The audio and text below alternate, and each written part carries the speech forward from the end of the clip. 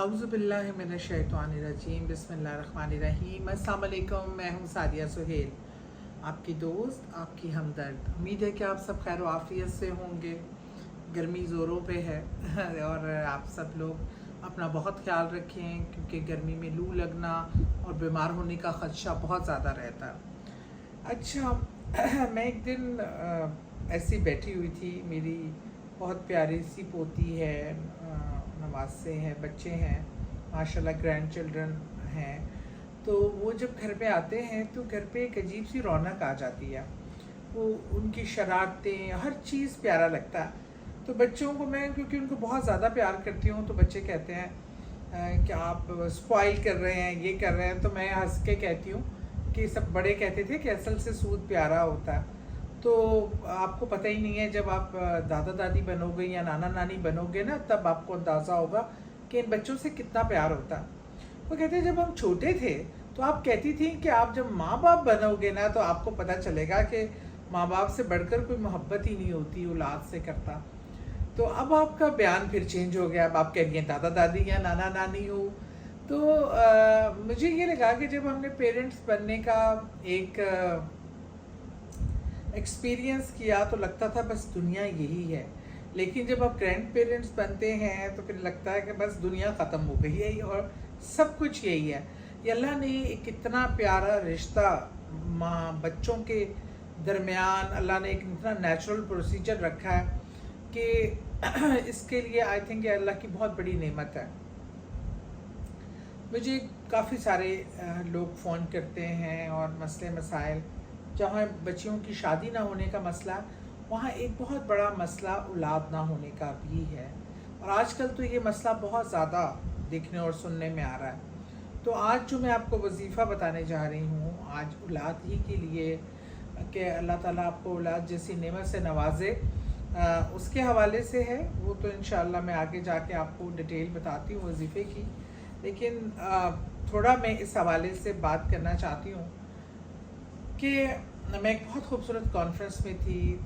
तारिक साहब बहुत बड़े स्कॉलर हैं, तारिक शरीफज़ादा साहब, वो तशरीफ़ फरमा थे और बात हो रही थी, दुआ पे हुई और फिर माँ और औलाद की मोहब्बत पे हुई कि औलाद कितनी बड़ी नेमत है और अल्लाह ने माँ को क्या दर्जात दिए हैं, और औलाद के किसी चोट के डर से और खौफ से वो अगर निकल आई, मतलब अगर कुछ भी अमल करती है उसका कितना अजर व सवाब है। वहाँ एक खातून बैठी थी और वो शायद बे औलाद थी। तो बहुत वो उन्होंने ना तड़प के एक सवाल किया।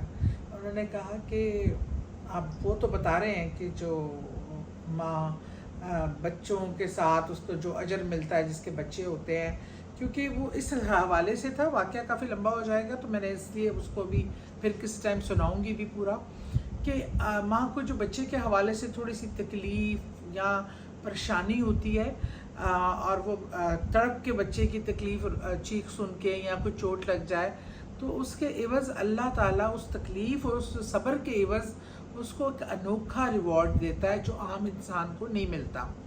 तो उस खातून ने तड़प के पूछा कि जिसकी औलादी ना हो वो क्या करे, वो ये सवाब, ये फल कैसे हासिल करे, वो क्या करे, उसका क्या कसूर है इसमें। तो बहुत ही खूबसूरत उन्होंने जवाब दिया। उन्होंने कहा, वो रसूल करीम सल्लल्लाहु अलैहि वसल्लम का वाक़या सुनाते ही उन्होंने कहा कि इसी तरह जब ये वाक़या हुआ, एक माँ तड़प के निकली तो जो एक बे औलाद थी उसने यही क्वेश्चन किया कि मेरा क्या सिला है, मुझे क्या अजर है। तो रसूल करीम सल्लल्लाहु अलैहि वसल्लम ने फरमाया कि जितनी बार तुम्हें औलाद ना होने की जब कसक होती है ना, वो उठेगी ना, उस पर तुम सब्र करोगी। सब्र का बहुत दर्जा है और उसका बहुत अजरो, उसको आपको वही यूनिक सवाब उस पर हासिल होगा। और फिर आप एक कदम अगर और भी आगे बढ़ जाते हैं और आप सब्र के साथ साथ शुक्र आ जाता है कि आप अल्लाह की हर फैसले पर शुक्र अदा करते हैं। सब्र के साथ साथ, सब्र से भी 2 दर्जे बुलंद है जब आप शुक्र की कैफियत में आ जाते हैं। तो कहते हैं फिर तो जब आप इंसान हर तकलीफ़ और उस पर सब्र से आगे बढ़कर शुक्र की स्टेज पे आ जाता है, तो कहते हैं शैतान उससे दूर भाग जाता है, शैतान उस पर अपनी कोशिशें तर्क कर देता है। वो कहता है ये मामला अब मेरे हाथ से निकल गया, کیونکہ یہ اللہ کے اتنے قریب ہو گیا کہ دکھ پہ تکلیف پہ صبر کے بعد اب وہ شکر کے زمرے میں آ گیا. اب وہ اللہ سے راضی ہے ہر حال میں اور اللہ اس سے راضی ہے ہر حال میں.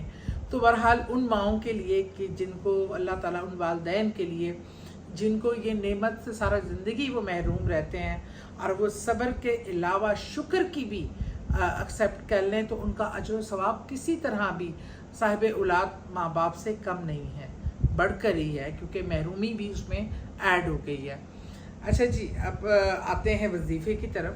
بہت ہی پیارا وظیفہ ہے اور میں نے اس پہ تحقیق کی اور اسے میں نے بہت مختلف جگہ، مختلف عالم دین اور اس کی جو بیک گراؤنڈ ہے وہ کافی مجھے نظر آیا کہ کافی بزرگوں نے اس کو سیکنڈ کیا، اسکالرز نے، اور اس کو بڑا ماشاءاللہ جو کہتے ہیں نا صاحب کرشمہ ایک وظیفہ، یہ وہ ہے، اللہ کا کلام ہے. اور دیکھیے صحت، اگر اولاد نہ ہونے کی چند ایک وجوہات ہوتی ہیں. سب سے نمبر میڈیکلی ایشو جو ہوتا ہے وہ ہو گیا، پھر ہو گیا آپ پہ کچھ جادو ٹونا ہو گیا، پھر ہوگی نظر بد اور حسد اور کوئی بھی ایسا عمل. یہ تمام چیزوں کے حل کے لیے اتنا زبردست، کیونکہ جب میں آپ کو بتاؤں گی کہ کیا پڑھنا ہے تو آپ کو اندازہ ہو جائے گا کہ یہ ذرا ایک بار کرنا ہے لیکن ذرا ٹائم ٹیکنگ ہے. اگر آب زمزم پہ کیا جائے تو بہت ہی زبردست ہے. آب زمزم میسر نہ آئے تو بارش کا پانی شفاف ماں سمجھا جاتا ہے، حالانکہ اب تو تھوڑا پلوٹیڈ ہی ہے، لیکن بارش کا پانی ایک ایسے طریقے سے آتا ہے. سیکنڈ جو کیٹیگری ہے وہ بارش کے پانی کی ہے. ان دو پانیوں پہ ہی کرنا، یا تو آب زمزم پہ یا بارش کے پانی پہ. آپ نے وہ بوٹل یا جگ بھر کے رکھ لینا ہے اور آپ نے اس پہ اول و آخر درود پاک. درود پاک کو میں بار بار بتاتی ہوں کہ درود پاک پڑھنا کیوں ضروری ہے، کیونکہ درود پاک سے کوئی دعا رد نہیں ہوتی، کیونکہ درود پاک بارگاہ الہی میں رد نہیں ہوتا. اور اس کے درمیان جب آپ کوئی دعا کرتے ہیں تو میرے رب کی یہ شان ہی نہیں کہ وہ درود تو ایکسیپٹ کر لے اور بیچ کی دعا نکال دے. بڑا غفور الرحیم ہے، وہ تو نوازنے والا ہے. تو اس لیے درود پاک جب آپ اول و آخر پڑھتے ہیں تو بڑا خوبصورت، جیسے آپ کسی کو گفٹ دیتے ہیں نا، ریپنگ پیپر ہو جاتا ہے تو اس میں وہ پورا گفٹ ایکسیپٹ ہو جاتا ہے اور اس کی خوبصورتی اتنا اٹریکٹ کرتی ہے کہ انسان آنکھیں بند کر کے اس سے وہ گفٹ پکڑ لیتا ہے. تو اب اول و آخر درود پاک پڑھ کر آپ نے 70 مرتبہ سورہ فاتحہ الحمد شریف جسے کہتے ہیں. اب الحمد شریف جو ہے وہ بیماریوں سے شفا کے لیے ہے، ٹھیک ہے.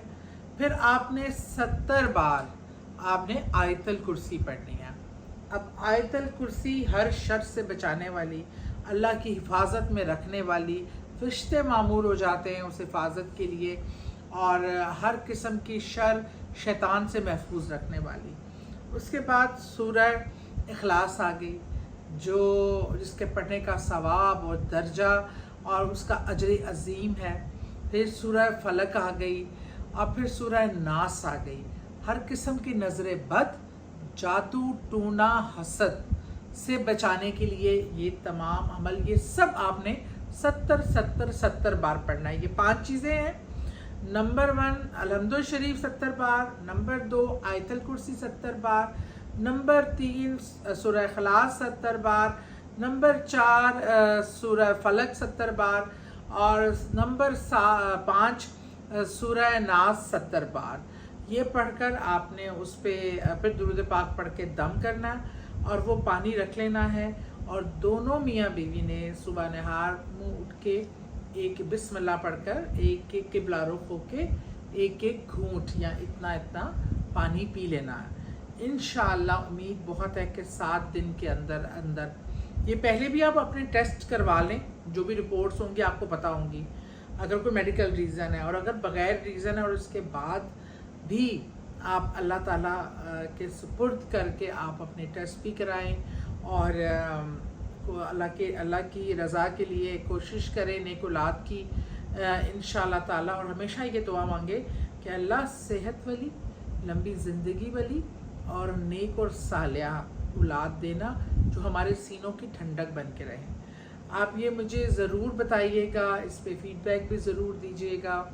انشاءاللہ اللہ تعالیٰ کرے اس کلام کی بدولت، اس کلام کے صدقے، میری رب کی رحمت کے صدقے اللہ تمام بے اولادوں کو اولاد سے نوازے۔ بہت شکریہ۔